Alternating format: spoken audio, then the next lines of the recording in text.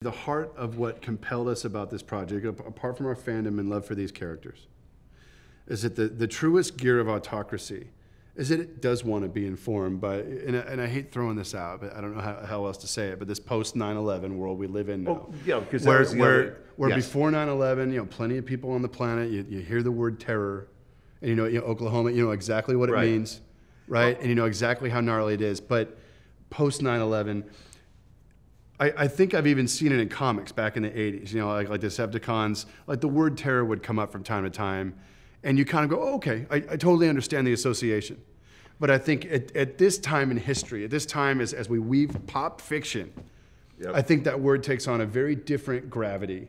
And when you actually begin to really apply it to these characters, right, and really kind of begin to look at just how gnarly that would get. No, they're not, you know, Decepticons, and it's kind of this fun romp, and they're blowing each other up.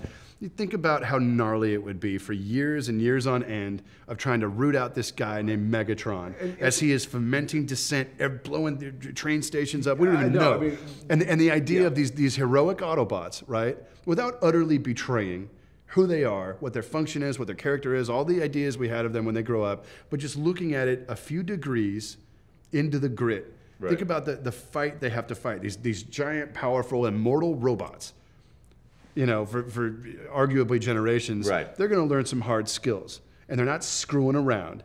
Right. And literally, you know, this kind of gnarly, subversive war against terror, it starts to sharpen in my mind. So, you know, the sniper shots with Bumblebee, like for me, it doesn't skip a beat. I go, yeah.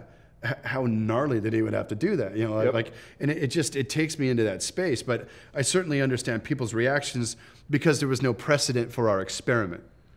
You know what I mean? Like, because it simply hasn't been rendered at this level of grit before. Exactly. But yeah, I mean, obviously these are people who thought about this for a while doing it. You know, but the and also too, we hit on the other half of what I was saying before, and I forgot what I was saying in the middle of my sentence, and that was that if the 80s was about energy and was about the Cold War, and there's terrorism even in our Transformers show. That's the famous Casey Kasem clip you saw.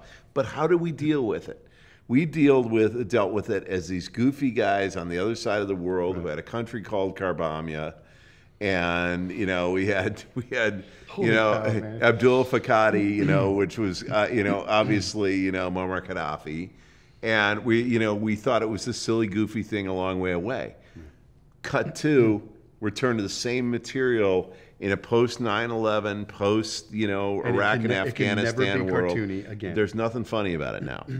Okay, now these guys, and any kind of art's got to reflect the time it came out of. I mean, because any time you really reflect on it's just an eternal principle. Right. You know, but and ultimately, it isn't even really, it isn't about terrorism. That's an affect. It's about a clash of ideologies. And nor is it some. Okay, yeah, this was one of the. At its root, Transformers is a clash of ideologies. Yeah, and one of the reviews, what was so funny about it is, you know, somebody was thinking, oh, this is this anti-war thing. Okay, trust me, that's not what we're doing in this, by any stretch of the imagination. But I think it's important to look at all this stuff in form. So we're writers, fiction developers. We had this opportunity to take these characters for a drive around the block. And the world we live in informs, you know, like you know, the work me and my friends do at Blizzard, like the world you live in your life experience, everything informs ideas you want to chase. Oh, right? absolutely. So it transforms you. And dealing, and then you roll out, you know. sorry. You know, but all these things absolutely inform, you know, kind of the ideas you want to chase and the ideas that you find relevant as an artist. But the idea, the thing that constantly pops into my mind is that you want to be conscionable with how you apply these ideas. You want to be conscionable of the fact that we do have troops deployed all around the world. You know, we are embroiled in, you know, gnarly stuff, you know, and, you know, like, it's just interesting stuff. No, we do want our boys home, and we don't want to police the world, but there are harsh realities. It is really interesting to see how the world changed, you know, even to the point where, you know, I mean, I'm just kind of flashing on this goofy, you know, Muammar Gaddafi character, and then cut to all these years later, and that guy went out as bad and hard as anybody could, and he stopped being this cartoony goofball on the other side of the world, and it really, you know, it was the same kind of hardening and barbaric thing you know, whatever I thought of Gaddafi, I mean, just seeing the barbarism of his end. It'll never be cartoony. It'll never be cartoony again, and we are in such a different world than we were in the Reagan '80s. Right. You know, and it's you know, I mean, you really realize what's funny is watching the movie, and then I'll stop talking about the old stuff. But it's interesting to contrast it to now. Is you know, when I rewatched the movie and just even the series, how quintessentially '80s it is.